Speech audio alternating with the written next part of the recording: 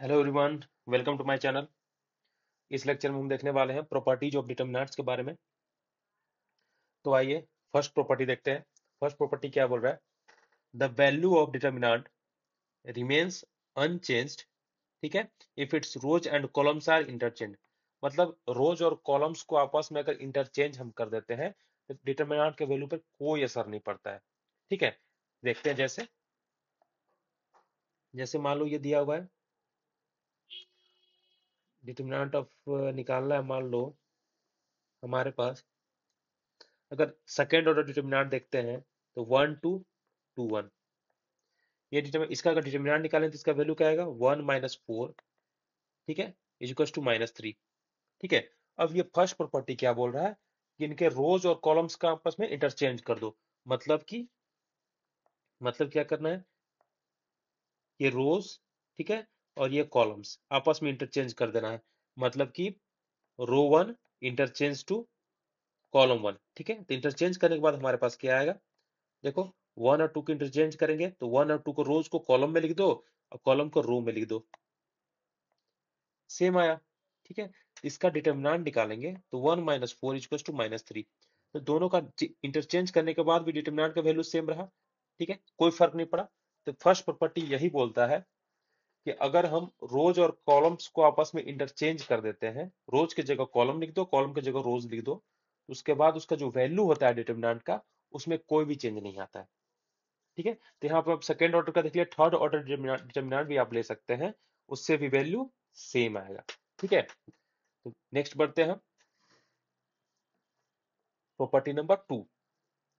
ठीक है, अब ये प्रॉपर्टी नंबर 2 नहीं है, फर्स्ट वाले का कोरोलरी इसको कहते हैं, मतलब सब प्रॉपर्टी बोल लो इसको। ये क्या बोल रहा है? If A is a square matrix, first में ध्यान देना, ये क्या है? स्क्वायर मैट्रिक्स है। स्क्वायर मैट्रिक्स का मतलब क्या हुआ कि रोज और कॉलम आपस में सेम होंगे, n by n, rows column आपस में सेम होंगे, यही स्क्वायर मैट्रिक्स होता है। तो बोल रहा है कि ए अगर स्क्वायर मैट्रिक्स है तो ए का ट्रांसपोज का अगर डिटरमिनेंट करते हैं, मतलब पहले हमको ए का ट्रांसपोज निकालना है, फिर उसका डिटरमिनेंट करना है, वो किसके इक्वल आएगा? डिटरमिनेंट, ए का डिटरमिनेंट के इक्वल। मतलब ये क्या बोल रहा है? ए स्क्वायर मैट्रिक्स, यही ना।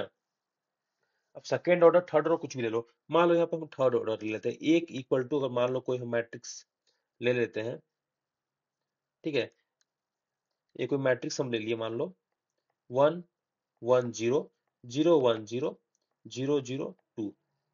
ये इसका, ये स्क्वायर मैट्रिक्स है। ठीक है, जिसका ऑर्डर क्या है? 3 है। ये 3 बाई 3 स्क्वायर मैट्रिक्स है।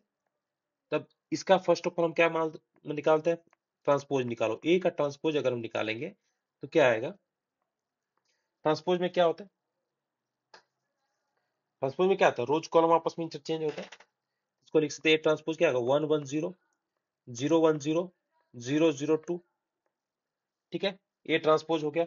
अब ये बोल रहा है ए ट्रांसपोज का डिटरमिनेंट, तो ए ट्रांसपोज का डिटरमिनेंट निकाल लो।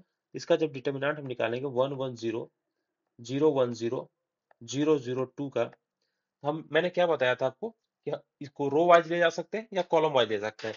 तो रो वाइज ले आएंगे तो क्या करेंगे? Plus minus plus. ये भी मैंने बताया था कि प्लस माइनस प्लस क्यों करते हैं। ठीक है, तो उसके बाद देखो यहाँ पे 1 रखे, अब इसको हटा के क्या बता? 1 0 0 2 माइनस ऑफ, नेक्स्ट एलिमेंट है 0, ये तो कम्प्लीटली 0 हो गया, इसमें कुछ करने की जरूरत नहीं है। देन हो गया प्लस ऑफ 0। ठीक है, यहाँ पर इसीलिए मैंने 0 0 रखा था ताकि आसानी सॉल्व हो जाए। ये आ गया 2, 2 - 0, ये 2 आया इसका वैल्यू। ये ट्रांसपोज का डिटरमिनेंट निकला तो 2 आया। अब ए का डिटरमिनेंट निकालो। ए का डिटरमिनेंट जब आप निकालोगे तो ए का डिटरमिनेंट हो जाएगा 1 1 0 दिया हुआ है, 0 1 0 दिया हुआ है, 0 0 2 दिया हुआ है, ये प्लस माइनस प्लस कर दो। ठीक है, या कॉलम वाइज भी आप ले जा सकते हो, कोई दिक्कत नहीं है। तो रो वाइज ले गए तो 1 1 0 0 2 आया, देन -1। ठीक है, देन -1 आया। ओके, तो आया 0 0 0 2 आया। अब इसे सॉल्व करते हैं, ये हो जाएगा 2 - 0। ठीक है, ये हो जाएगा 0 0, ये 0 हो जाएगा, ये क्या आएगा? 2 आया। तो यहाँ पे अब क्या देखा, ये दोनों सेम आपस में, मतलब इसलिए हम क्या बोल सकते हैं? इसलिए ए का ट्रांसपोज का whole determinant is equal to determinant. यही तो बोल रहा था ये प्रॉपर्टी, यही बोल रहा है ना, तो यहाँ पे सॉल्व हो गया। ठीक है, तो सेकेंड प्रॉपर्टी यहाँ पे जो था, जो कि सब प्रॉपर्टीज को बोल सकते हैं, क्या था कि ए अगर कोई स्क्वायर मैट्रिक्स है और ए का ट्रांसपोज का डिटरमिनेंट उसके ए के डिटरमिनेंट इक्वल होता है। ठीक है, इस तरह से सेकेंड प्रॉपर्टी कंप्लीट हुआ। आइए देखते हैं थर्ड वन। थर्ड वन क्या बोलता है, इफ टू रोज और कॉलम्स, क्या बोल रहा है, इफ टू रोज और columns of a determinant are interchange, मतलब कि रोज और column of a interchange, then the determinant retains its absolute value but its sign is changed. वहां पे क्या था कि हमने बोला था फर्स्ट प्रॉपर्टी में कि डिटर्मिनेंट, याद देखो फर्स्ट प्रॉपर्टी जो था उसने क्या बोला था कि वैल्यू ऑफ डिटर्मिनेंट्स में कोई चेंज नहीं आता है जब रोज और कॉलम्स को रोज और कॉलम्स आपस में इंटरचेंज करते थे। हमने यही किया था, रोज और कॉलम आपस में इंटरचेंज किया था तो कोई चेंज नहीं आता। लेकिन यहाँ पे क्या बोल रहा है, अगर दो रोज को आपस में इंटरचेंज कर दो, दो कॉलम्स को आपस में इंटरचेंज कर दो, तो वैल्यू जो एब्सोल्यूट वैल्यू होता है उसमें तो कोई दिक्कत नहीं होता है, लेकिन उसका साइन चेंज हो जाता है। साइन चेंज होता है, अब उसको देखते हैं कैसे। जैसे मान लो कोई डिटर्मिनेंट है, ये डिटर्मिनेंट को ले लिया 1 1 0 0 1 0 0 0 1, ठीक है, ये हमने यहाँ पर लिया हुआ। अब इसका डिटर्मिनेंट ए है, डिटर्मिनेंट ऑफ ए है ये, ठीक है। तो ये क्या बोल रहा है कि दो रो और दो कॉलम्स का अपन चेंज करो, या तो दो रो को चेंज करो या दो कॉलम्स को, तो हम दो रोज को चेंज करते हैं। ये है पे यहाँ रो वन है, ये यहाँ पे है रो टू, ठीक है। तो रो वन और रो टू का आपस में हम इंटरचेंज कर देते हैं। तो रो वन पहले, हाँ इंटरचेंज कर देते हैं। पहले इसका तो रुको एक सेकेंड, फर्स्ट ऑफ ऑल हम क्या करते हैं, रुको, पहले इसका हम डिटर्मिनेंट का वैल्यू निकाल देते हैं कि ए का डिटर्मिनेंट क्या है। तो इसका प्लस माइनस प्लस, ठीक है, तो 1 इंटू क्या हो जाएगा 1 0 0 1, ओके। देन माइनस ऑफ 1, -1 0 0 0 1, यही है, ठीक है। इसमें ये हम बताया था ना, -1 लेंगे तो ये ऐसे करेंगे तो 0 0 0 1, देन क्या है जीरो, तो लास्ट वाला तो जीरो ही हो जा रहा है, तो उसमें कोई दिक्कत नहीं है, जीरो कर दो इसको। ये हो जाएगा 1 -0, ये 1, डिटर्मिनेंट ऑफ ए का वैल्यू 1 आया। चलो ठीक है, अब इंटरचेंज करते हैं। तो रोज दो रो का आपस में इंटरचेंज कर दो, तो रो वन और रो टू को मान लेते हैं आपस में इंटरचेंज कर देते हैं। तो रो वन और रो टू को इंटरचेंज करने के बाद जो नेक्स्ट डिटर्मिनेंट बनेगा, या डिटर्मिनेंट जो हम इसको ये से भी दिखा सकते हैं डेल से, तो मान लो ये डेल डैश, मतलब जो नेक्स्ट डिटर्मिनेंट चेंज करने के बाद जो बना, ये क्या हो जाएगा, रो वन और रो टू का अपन इंटरचेंज कर देते हैं, 0 1 0 1 1 0 0 1, रो की जगह फर्स्ट रो की जगह पर सेकंड रो डाल दिया, सेकंड को फर्स्ट, ये इंटरचेंज किया है। अब इसका हम डिटर्मिनेंट निकालो, तो ये प्लस माइनस प्लस हो गया, ओके। तो फर्स्ट तो जीरो हो गया, मल्टीप्लाई करो जीरो हो जाएगा। जैसे सेकंड हो गया -1, अब -1 हो गया, ये -1 लेंगे तो इस क्या लेंगे 0 1 0 0 1, ये हो जाएगा 1 0 0 1, ओके। देन लास्ट तो जीरो हो जाएगा, ये हो जाएगा -1 इंटू 1 - 0, ये हो जाएगा -1। अरे तो यहाँ पे क्या देख रहे हो कि जब हम डिटर्मिनेंट ऑफ ए निकाले थे तो 1 आया था, जब डिटर्मिनेंट जो चेंज इन डिटर्मिनेंट हुआ, जो दो रो का आपस में इंटरचेंज करने के बाद वो क्या -1 आया। तो ये प्रॉपर्टी तो यही तो बोल रही है कि या तो दो रो को आपस में बदल दो, या तो दो कॉलम आपस में बदल दो, उसके बाद जो होगा उसका वैल्यू तो चेंज होगा, वैल्यू देखो सेम है, वन ही है, यहाँ भी वन ही है, लेकिन जो डिटरमिनेंट जो चेंज होगा उसका साइन चेंज आएगा। मतलब अगर ये प्लस आया तो ये माइनस हो जाएगा, ये माइनस आया तो प्लस हो जाएगा, ठीक है। ये प्रॉपर्टी यहाँ पे हमारा कंप्लीट हुआ, ठीक है। आप इसमें कॉलम भी इंटरचेंज कर सकते हो, C1 को भी C2 से इंटरचेंज कर सकते हो, उसके बाद इसका डिटरमिनेंट निकाल सकते हो, तब भी सेम आएगा, जो वैल्यू होगा वो तो सेम होगा लेकिन साइन चेंज हो जाएगा, ठीक है। इस तरह से यहाँ पे हमारा थर्ड प्रॉपर्टी भी कंप्लीट होता है, ठीक है। अब आते हैं फोर्थ। फोर्थ क्या बोल रहा है, इफ एनी टू रोज और columns of a determinants are identical then its value becomes zero, value zero. Identical मतलब कि अगर सेम है, जैसे कि आइए फिर वही एग्जांपल लेते हैं हम। क्या बोल रहा है, मान लो ये कोई डिटर्मिनेंट है 1 1 0 0 1 0 0 1 0, ये डिटर्मिनेंट है। ये क्या बोल रहा है कि इफ एनी टू रोज और कॉलम्स, रोज कॉलम्स कोई भी सेम हो सकते हैं, अगर दोनों सेम है तो उसका वैल्यू जीरो आएगा। तो यहाँ पे देखो तो ये रो टू और रो थ्री आपस में सेम है क्या, 0 1 0 0 1 0 दोनों सेम है, इसका हम वैल्यू मतलब इसका प्रॉपर्टी के अनुसार इसका वैल्यू जीरो आना चाहिए डिटर्मिनेंट का। तो सॉल्व करके देख लेते हैं, ये कर दो प्लस, ये कर दो माइनस, ये कर दो प्लस, तो 1 मल्टीप्लाई बाई ये 1 करेंगे तो क्या हो, ये ऐसे 1 1 0 0 1 1 0 0 आ गया, ठीक है। देन -1 -1 किया, ठीक है। तो क्या आ गया, ये तो पूरा 0 0 0 0 आ गया, ये तो कंप्लीट जीरो हो गया।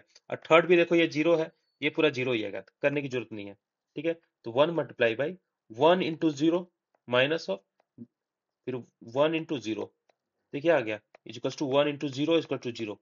ये जीरो वैल्यू आ गया क्या, प्रॉपर्टी यही तो बोल रहा था कि अगर दो रोज और कॉलम्स अगर आइडेंटिकल है, मतलब सेम है, तो डिटर्मिनेंट का वैल्यू निकालने की जरूरत ही नहीं है, वो जीरो ही होगा। यहाँ पे हमने रो रखा, अगर यहाँ पे कॉलम्स भी दो सेम होते, दो सेम होते, तो भी इसका डिटर्मिनेंट का वैल्यू जीरो ही होता, ठीक है।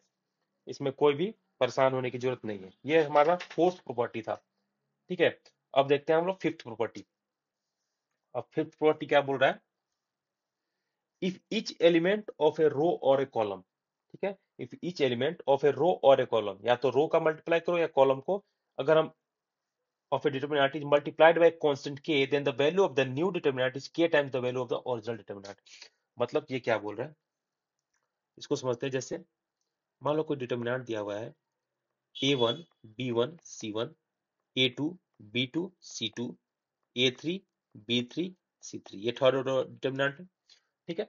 अब ये क्या बोल रहा है कि किसी भी रो और कॉलम, या तो रो को या कॉलम्स किसी को भी एक कांस्टेंट एलिमेंट्स से मल्टीप्लाई कर दो, ठीक है। तो वैल्यू जो डिटरमिनेंट जो फाइनल बनेगा, वो सेम एलिमेंट का मल्टीप्लिकेशन आएगा। जैसे इसको अगर हम फर्स्ट रो को अगर के से मल्टीप्लाई कर दिए, सारे एलिमेंट को, फर्स्ट रो के सारे एलिमेंट्स को के से मल्टीप्लाई किए, तो डिटरमिनेंट का जो वैल्यू होगा ये आएगा a1 b1 c1 a2 b2 c2 a3 b, ये b3 होगा ना, हाँ b3 c3, ठीक है। अब हम लोग जो मैट्रिसेस लेते थे, वहां पे जब हम कॉमन लेते थे, तो कोई भी अगर मैट्रिसेस कॉमन लेते सारे से कॉमन उठाते थे, लेकिन यहाँ पे वैसा नहीं है। जैसे मैट्रिसेस से जो कॉमन लेते थे तो सारे एलिमेंट्स एक साथ कॉमन लेते थे, ठीक है। लेकिन यहाँ पे ऐसा नहीं है, अगर रो से कॉलम उठा रहे तो रो से कॉलम लेंगे, कॉमन लेंगे। अगर कॉलम से कॉमन ले रहे हैं तो कॉलम से लेंगे। जैसे एग्जाम्पल से समझो, जैसे कि ये क्या बोल रहा था, ये अगर मान लो कोई डिटर्मिनेंट है 2 6 4 1 1 1 1 1, ठीक है। इसका एक बात बताओ, ये इसमें टू कॉमन है, फर्स्ट रो जो है इसमें टू कॉमन है, यानी कि फर्स्ट रो को हम क्या लिखेंगे, 2 इंटू 1 है, 2 इंटू 3 है, 2 इंटू 2 है, ठीक है। देन 1 1 1 1 1 1, ठीक है। ये इसको टू हो जाएगा, ये हो जाएगा टू कॉमन लो यहाँ पे, 1 3 2 1 1 1 1 1, समझे। मतलब कि यहाँ पे कॉमन लिए तो टू, क्या कॉमन लिए, अगर फर्स्ट रो में मल्टीप्लाइड था तो कॉमन लिए तो टू बाहर कर लिए। अब ये प्रॉपर्टी को समझना है हमको, इसी एग्जांपल से प्रॉपर्टी को समझो, प्रॉपर्टी को समझो। यहाँ पे क्या बोल रहा था, इसने तो क्या बोला ना, प्रॉपर्टी यही तो बोल रहा है, कोई डिटरमिनेंट दिया हुआ है, अगर उसको आप किसी भी एलिमेंट को मल्टीप्लाई करते हो तो डिटरमिनेंट का वैल्यू भी के से मल्टीप्लाई हो जाता है। मतलब जो कॉन्स्टेंट्स आप मल्टीप्लाई करो, यहाँ पर बताओ तो, यहाँ पे मल्टीप्लाई हम फर्स्ट रो को टू से कर रहे हैं क्या, फर्स्ट रो को टू से कर रहे हैं ना। तो एक बात बताओ, पहले हम एक एग्जांपल लेते हैं इसमें, मान लो इसको पहले मल्टीप्लाई नहीं करते हैं, ठीक है। इसको रखते हैं 1 3 2, ये रख लिया। अब यहाँ पे हम इसको चेंज कर देते हैं हल्का सा, ताकि हमको आसानी हो जाए निकालने में, 0 0 1 0 1 0, ठीक है। तो एक बात बताओ, 1 3 2 रखें, इसका वैल्यू अगर निकालेंगे, ये प्लस माइनस प्लस, ठीक है। तो 1 मल्टीप्लाइड बाई 0 1 1 0, ठीक है। -3 मल्टीप्लाइड बाई 0 1 0 0, +2 मल्टीप्लाइड बाई 0 0 0 1, हो गया। ये हो जाएगा 1 मल्टीप्लाइड बाई 0 - 1, क्या हो जाएगा -1, फिर -3, ये हो गया 0, ठीक है। +2, ये हो गया 0, ये आ गया -1। यहाँ पे इस डिटर्मिनेंट का वैल्यू क्या आ गया, -1। चलो ठीक है। अब फर्स्ट रो को 2 से मल्टीप्लाई कर दो, फर्स्ट रो को 2 से मल्टीप्लाई कर दो, देखते हैं क्या होता है। फर्स्ट रो को 2 से मल्टीप्लाई किया हो जाएगा 2 6 4 0 0 1 0 1 0, ठीक है। अब मल्टीप्लाई करने के बाद इसका वैल्यू निकालो, प्लस माइनस प्लस, ठीक है। ये देखो क्या हो जाएगा, 2 0 1 1 0, फिर -6 0 1 0 0, देन प्लस 4 0 0 0 1। ठीक है, इसका वैल्यू आ गया 2 multiplied by 0 -1, then -6 into 0 -0 plus 4 into 0 -0, मतलब ये तो 0 0 हो गया। अब यहाँ पे हमारा जो ये वैल्यू आया, ये वैल्यू क्या आया, ये वैल्यू देखो क्या आ गया, -2, ये -2 आया। ठीक है, तब एक बात बताओ, जब हमने मल्टीप्लाई नहीं किया था तो वैल्यू क्या था, -1। जब मल्टीप्लाई किया, किससे मल्टीप्लाई किया, 2 से मल्टीप्लाई किया, तो वैल्यू हो गया -2।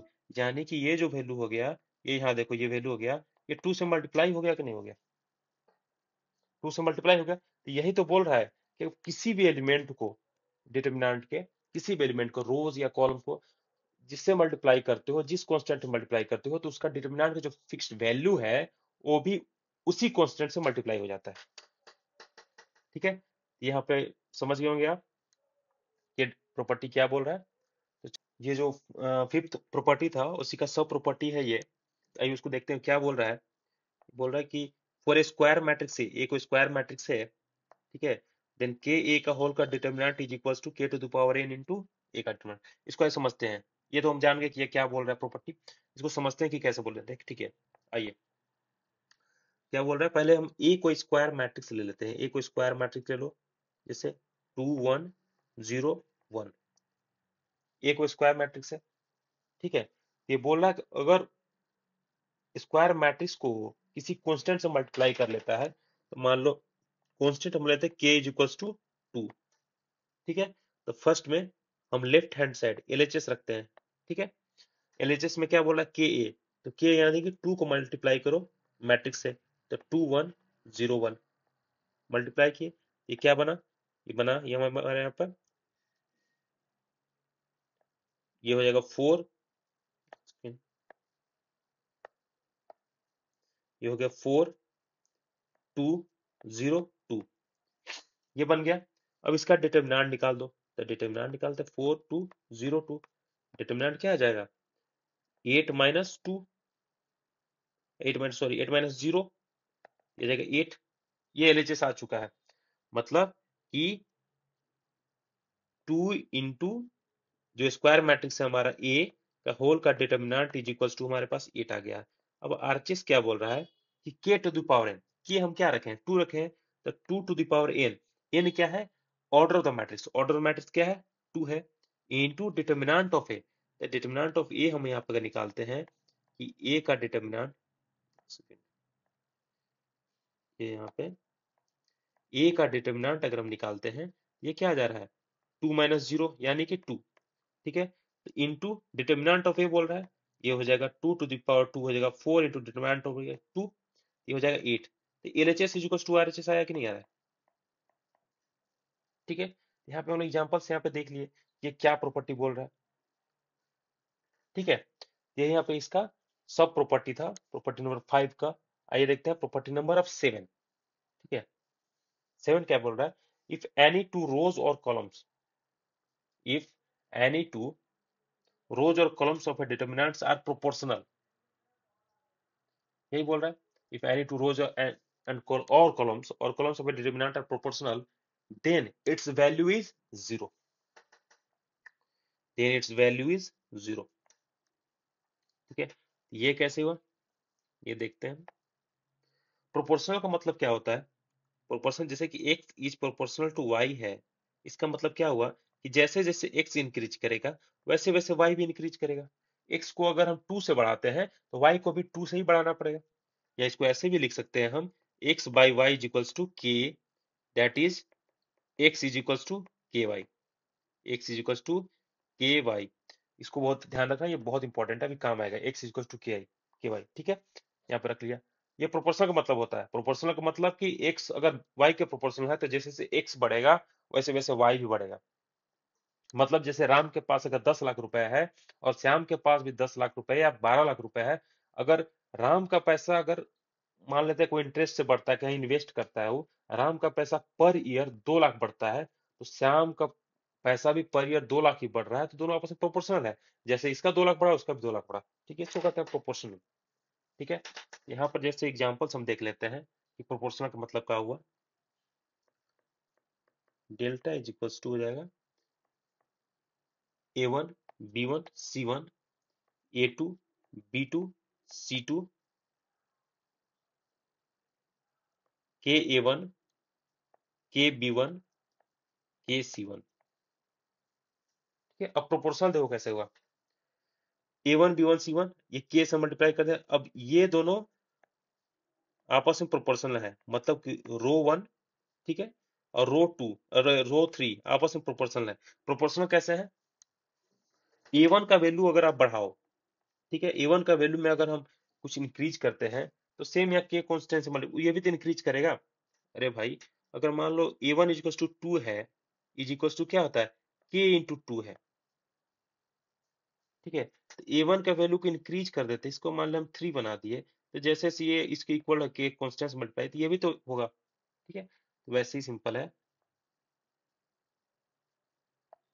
तो प्रोपोर्शनल ऐसे ही होता है A1, और इसलिए यहाँ पे हम बोलेंगे कि A1 ये रो आपस में प्रोपोर्शनल है, मतलब किसी कांस्टेंट से मल्टीप्लाई होके K1 KB1 KC1। तो प्रोपोर्शनलिटी का ऐसा ही होता है। इसमें हम अब इसे ये जीरो कैसे हुआ, तो मान लो इसे K1 K1 पता हुआ है, इसमें हमको सिंपल करना है। इससे हम K को कॉमन ले लेते हैं। अगर K को कॉमन लेते हैं, ये क्या हो गया, A1 B1 C1 A2 B2 C2। ठीक है, A1 B1 C1। ठीक है, ये कॉमन ले लिया हम। तो अब बताओ, ये रो 1, ये रो 3 आपस में क्या है, इक्वल है, आइडेंटिकल है। तो हमने एक देखा था पहले प्रॉपर्टी कि अगर दो रो आपस में आइडेंटिकल हो जाए तो उनका वैल्यू जीरो हो जाता है, उस डिटरमिनेंट का वैल्यू जीरो हो जाता है। तो के इंटू जीरो करेंगे तो डिटरमिनेंट का वैल्यू उसका जीरो आएगा। तो प्रोपोर्शनल देखने का मतलब, आप सिंपल, आपको प्रोपोर्शनल देखने में क्या करना है कि देखो यहाँ पे इस टाइप से ही अगर आते हैं, मान लो फॉर एग्जाम्पल अगर ये आता है, ये आता है 1 1 3, ये दिया हुआ है 0 0 1 ले लो इसको। ठीक है, और ये दिया हुआ है 2 2 6। ठीक है, अब ये देखना कि ये प्रोपोर्शनल है कि नहीं। प्रोपोर्शनल कैसे देखना है, तो सिंपल है ना, प्रोपोर्शनल देखो यहाँ पे, ये 1 1 3 है, 0 0 1 है। अब ये देखो तो यहाँ 2 से मल्टीप्लाई, 2 से मल्टीप्लाई, 2 से मल्टीप्लाई। अब देखो 2 से मल्टीप्लाई हो रहा है, प्रोपोर्शनल प्रोपोर्शनलिटी में आ गया ये। प्रोपोर्शनल आपस में 1 1 3, 2 कॉमन लो, थी 1 1 3, दोनों आपस में आइडेंटिकल हो जाएंगे तो इसका वैल्यू जीरो हो जाएगा। ठीक है, तो प्रोपोर्शनल कैसे होता है समझ गए आप। ये सेवेंथ प्रॉपर्टी था। अब देखते हैं प्रॉपर्टी नंबर 8। प्रॉपर्टी नंबर 8 क्या बोल रहा है, if each element of a row or column of a determinant is expressed as a sum of two or more terms, then the determinant can be expressed as sum of two or more determinants। इसे आज समझते हैं हम। जैसे कोई determinant अगर दिया हुआ है A1 plus alpha 1 B1 B1 plus beta 1 C1 plus gamma 1, then A2, then B2, then C2, then A3, then B3, then C3। ठीक है, ये कोई डिटरमिनेंट दिया हुआ है। ठीक है, तो इस प्रॉपर्टी से क्या बोल रहा है, अगर इसे हम लिखेंगे इस प्रॉपर्टी के अनुसार, इसे हम ऐसे लिख सकते हैं A1 B1 C1 A2 B2 C2 A3 B3 C3। अब इसमें ऐड क्या किए हो, अल्फा 1 बीटा 1 गामा 1। ठीक है, इसे कुछ नहीं करना, प्लस कर दो, alpha 1 beta 1 gamma 1, then A2 B2 C2, ये तो सेम है। ठीक है, देन A3 B3 C3। ये यही बोल रहा है इस प्रॉपर्टी के अनुसार, if each element of a row or column of a determinant is expressed as a sum of two or more terms, the determinants can be expressed as sum of two or more terms। ठीक है, अगर इसमें add किए हो जितना term से alpha 1 beta 1 gamma 1 से, तो डिटरमिनेंट को भी वैसे ही एक्सप्रेस करेंगे हम सम में। ठीक है, तो यहाँ पर ये 8 नंबर प्रॉपर्टी ये बोल रहा था। आइए देखते हैं next property, property number 9।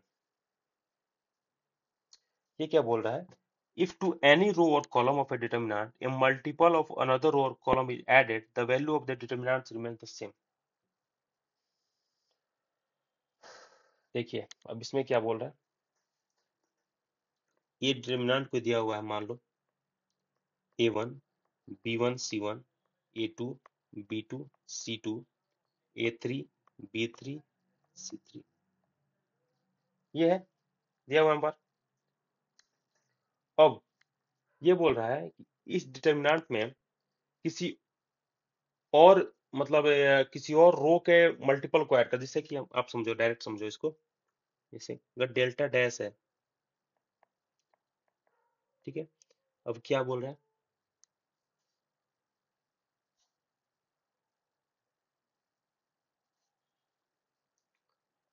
A1 plus के A3 B1 प्लस के B3 C1 प्लस के C3, ठीक है, then A2 then B2 then C2 then A3 then B3 then C3। मतलब कि इसमें क्या बोला कि if two any row or column determinant multiple of another row or column, another row of column का मल्टीपल, मतलब कि हम किसका मल्टीपल ऐड किए यहाँ पे, A3 थर्ड रो का हम मल्टीपल ऐड कर दिए किसमें, रो वन के एलिमेंट्स में, ठीक है, हम ऐड कर दें, then the value of determinant remains the same. ये ऐड करने से भी डिटर्मिनेंट के वैल्यू पे कोई असर नहीं पड़ेगा, ठीक है। फॉर एग्जाम्पल, अगर हम सिंपल एग्जाम्पल समझते हैं न्यूमेरिकल में, A1 B1 C1 से करने से अच्छा है कि न्यूमेरिकल वे में समझ लेते हैं, या फिर इसे आप ऐसे भी अगर देखोगे तब भी ये समझ में आएगा। जैसे कि मान लो इसको सिंपल इसको तोड़ दो, A1 A2 A3 B1 B2 B3 C1 C2 C3 plus यहाँ पे है के A3 के B3 के C3 A2 B2 C2 A3 B3 C3। ये कैसे हुआ, तो पिछले प्रॉपर्टी में तो हमने देखा था कि जो ऐड करते हैं तो उसको इस प्रकार से हम दिखाते हैं, पिछले प्रॉपर्टी में देखा था। ये एडिशन क्या है, ये तो ऐड किया था हमने, ठीक है, तो ऐसे लिख लिए। अब एक बात बताओ, यहाँ पे सिंपल है A1 B1 C1 A2 B2 C2 A3 B3 C3। यहाँ तक तो ठीक है, खेल तो यहाँ पे होने वाला है। के कॉमन ले लो, अगर के इसमें से कॉमन ले लो तो क्या हो जाएगा, A3 B3 C3 A2 B2 C2 A3 B3 C3, ये हो गया। अब एक बात बताओ, ये रो वन ये रो थ्री आपस में आइडेंटिकल है क्या, ये दोनों तो सेम है ना, ये दोनों सेम है। तो अगर दोनों आइडेंटिकल है यानी कि इसका वैल्यू क्या हो जाएगा, जीरो। पूरा डिटर्मिनेंट का वैल्यू क्या हो जाएगा, जीरो, क्योंकि आइडेंटिकल है। जब आइडेंटिकल है तो ये क्या आ गया, A1 B1 C1 A2 B2 C2 A3 B3 C3। यहाँ पर ये क्या है, दोनों आपस में सेम है, इक्वल है, ठीक है। यही यहाँ पे प्रॉपर्टी बोल रहा था, प्रॉपर्टी नंबर 9। अब आइए देखते हैं प्रॉपर्टी नंबर 10।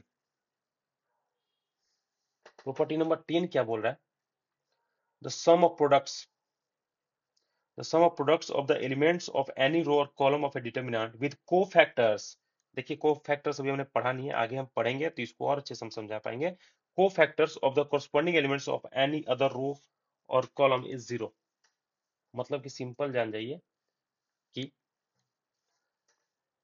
अगर ये दिया हुआ है, मान लो a is equals to, एक second, a is equals to a11 a12 a13 then a21 a22 a23 then A31 A32 A33, ये आपका दिया हुआ है, ठीक है। अब इसके कोफैक्टर्स इसको ऐड कर देते हैं। जैसे कि अगर मान लो A11 ये जो एलिमेंट है, फर्स्ट रो का एलिमेंट है, उसको A21, ठीक है, क्या बोला, the sum of the products of the elements of any row column of interval with cofactors of the corresponding elements of any other row or column. Corresponding elements मतलब सामने वाला, ये क्या है A21, इसका कोफैक्टर्स प्लस मान लो A12 है, इसका कॉरस्पॉन्डिंग क्या है, ये A22 प्लस A13 का कॉरस्पॉन्डिंग क्या है, A23 से। अगर हम ऐड करते हैं इसका वैल्यू 0 आता है। आगे हम लोग जब को फैक्टर समझेंगे तो इस प्रॉपर्टी को और अच्छे से समझ पाएंगे। तो अभी इसको रहने देते हैं, आगे देखेंगे हम। देखिए को अभी हमने को फैक्टर्स किया नहीं है, ठीक है। तो यहाँ पे प्रॉपर्टी खत्म होता है। तो इस लेक्चर में इतना ही। तो इसमें सारे प्रॉपर्टीज हमने कर लिए हैं। अगले लेक्चर में हम एक्सरसाइज देखेंगे एनसीईआरटी के, उसके सॉल्व करेंगे उसे। तो thanks for watching and God